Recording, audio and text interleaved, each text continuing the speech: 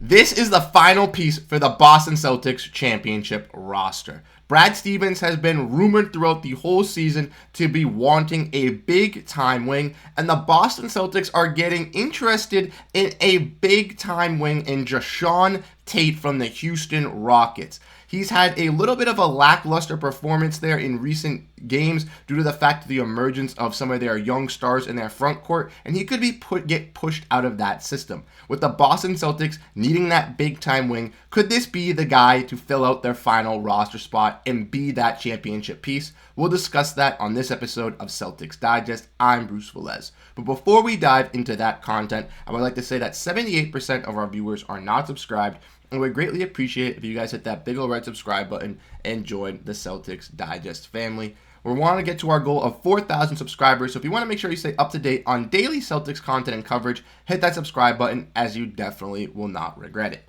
But let's dive into the news at hand today, so make sure to grab a snack, as today is going to be a jam-packed episode as we dive in looking at a potential trade incoming between the Boston Celtics and the Houston Rockets. Now, since the Houston Rockets have acquired Ime Udoka, they have been rumored to want a lot of ex-Boston Celtics. We've seen in an article today come out from The Athletic that the Rockets are very involved ahead of the trade deadline, and they might be looking at some guys like Malcolm Brogdon or Robert Williams. But the Celtics get in here and interesting when we discuss a part of The Athletic which talks about how the Celtics could be going after a underappreciated wing in the Houston Rockets system in Jae'Sean Tate. The Celtics and Phoenix Suns are showing interest in Jae'Sean Tate, and that was per The Athletic this afternoon. Now, if you want to look at the article, you guys can see this is a little snippet of the article. Udoka's preference is not only to find another big man who can step in which Sengun is off the bench, but one who could potentially play alongside with him in certain lineups, akin to Williams and Al Horford during Udoka's lone season in Boston. Houston can offer expiring contracts in Victor Oladipo and Boban Marjanovic, or even long-term salary like center Jock Landale, in addition to draft capital such as second-round picks to facilitate a deal. Alternatively, Jae'Sean Tate, who league sources said is attracting interest from the likes of Boston and Phoenix, is movable. Now, you might be asking, why might the Houston Rockets be willing to move off of a guy like Jae'Sean Tate? Jae'Sean Tate had a solid season for the Houston Rockets in past seasons, but obviously with the emergence of their big young wings, they just drafted Jabari Smith. Alperen Sengun is like the main facet of their offense at the center position, and they already have guys in Tari Eason at the small wing position and Cam Whitmore. It's looking like a logjam of young forwards for the forward in Jae'Sean Tate. And he's a type of guy who's kind of a do-it-all type player, but isn't that exciting as a young piece of a talent. He's a great role player. It can help out in every which way, but he's not going to be exuberant in one set or the other. If we want to look at his stats, we can see 4.7 points, 3.4 total rebounds, and 1.1 assists on the season so far, shooting around 48% from field, 29% from 3, and 71% from the free throw. The 3-point is not his specialty, but he's a guy of a jack of all trades who can kind of do everything for the Boston Celtics and what they are looking for in a wing.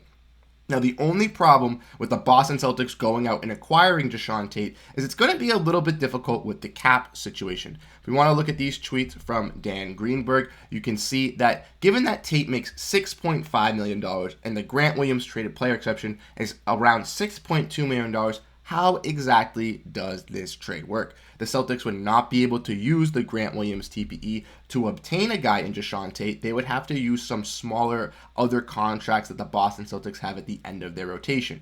Guys like Svi Mykhailiuk, guys like Dalano Banton, maybe even a guy in Lamar Stevens would be on the move in a deal like this to deal with Houston to possibly get back, a guy in Jae'Sean Tate. The only problem is with doing that in a 3-1 deal with Houston, as Houston already has 15 guys on their roster, and they would likely not want to cut or waive any of those guys in a potential deal. Possibly making it a 3-team deal? Who knows? But the Celtics have a little interesting way to make this deal get done using the Grant Williams TPE and using some of their players, and we're going to be looking at this.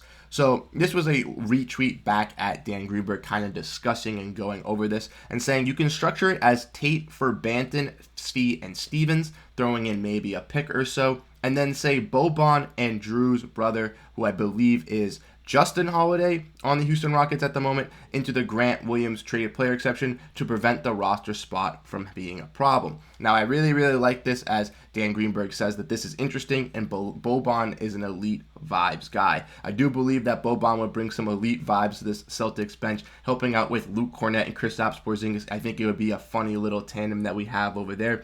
Bringing back Jrue's brother as well would be a big vibe check, especially for him to ensure him long term. He said that he's wanted to stay with the Boston Celtics for the long term. This offseason, he wants to sign an extension, but obviously bringing in his brother and having that little family connection will be great as well.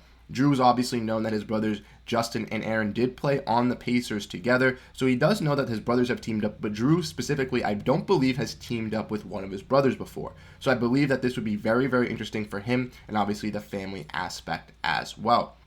Personally, I think this would be a great move for the Boston Celtics, as I really like Jae'Sean Tate. In years past, I thought he was a great building wing for this Houston Rockets team, but obviously they kind of leapfrogged that rebuild and already have these young pieces that they already are looking forward. So a guy like Jae'Sean Tate can be, a great role piece for a contending team, helping it do it all. He can also kind of be an Al Horford replacement, I feel like, in the future, as he can kind of mold into that role and have Al Horford kind of shape him to be that type of guy. But the one thing that we want to talk about as well before we dive into this is Dan Greenberg again saying, is Jae'Sean Tate just the smokescreen? Because Brad really called about Tari Eason. Tari Eason making around $3.5 million and 2 more years before he's a restricted free agent. Now, I know Tari Eason has a lot of buzz around his name because, like Jae'Sean Tate, he hasn't fallen out of this Houston Rockets roster, but out of all the pieces that they have, he's the most likely to probably end up being traded. Obviously, Alperen Sengun and Jabari Smith are their 2 forward and center that they're building around. But a guy in Cam Whitmore, who was just drafted in the 20th pick overall, that completely fell from Villanova, projected to go in the lottery, has been playing fantastic for their G League, recently just called up to their Houston Rockets team, and has been playing fantastic for their roster as well. So a guy in Tari Eason is a guy that can fit with this young core, but looking at the future when the Rockets have to extend these guys and give some of these guys the money, Tari Eason with the new CBA rules might be a guy that would want to leave on his restricted free agent or last year of his deal. So could the Houston Rockets possibly look to move off of him before that roadblock actually occurs? Possibly. Would the Celtics be able to snag Tari Eason? I don't know. I think he has a very high value across the league, and I think the Rockets value him very high as he's an elite defender for this team. But I do think he would be a great fit to fit into that Grant Williams TPE, obviously, as he makes around $3.5 million.